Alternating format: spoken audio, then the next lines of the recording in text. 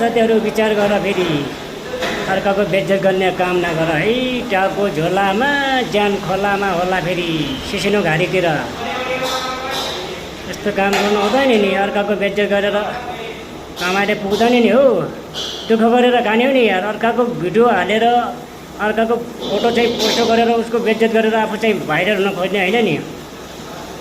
आफ्नो कला देखाएर हुनुपर्छ भाइरल भयो भने। हो त्यो मान्छेलाई भन्छन् हो यो मान्छे रहेछ मर्द है, न त छक्का भन्छन्, छक्का हिजडा।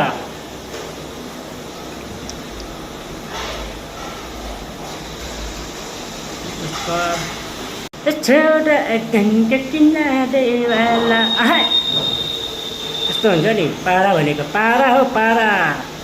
एउटा नेपाली भएर नेपालीको बेइज्जत गर्छ हो साथीहरू। के साह्रो भने सोसियल मिडियातिर आएर फेसबुकतिर यस्तो नगर्नु नि हो, गन्न फटाउनु नि हो।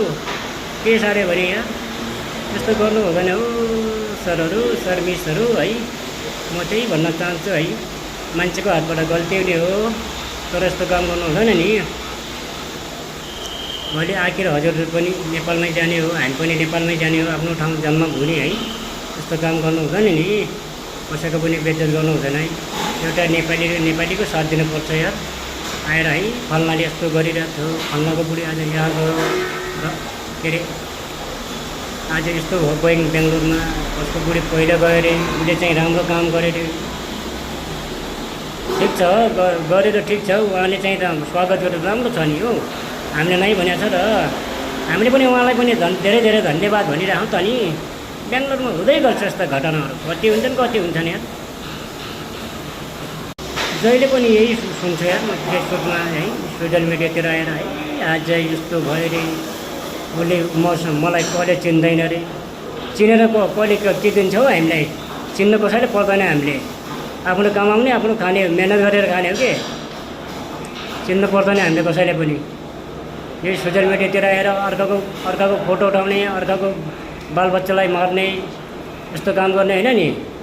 यो गरेर हुन्छ हुँदैन नि। अर्काको फोटो उठाएर आफू चाहिँ भाइरल हुने खोज्ने होइन नि, कमाएर खानु के।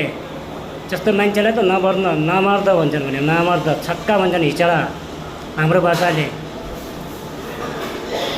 होइन त साथीहरू।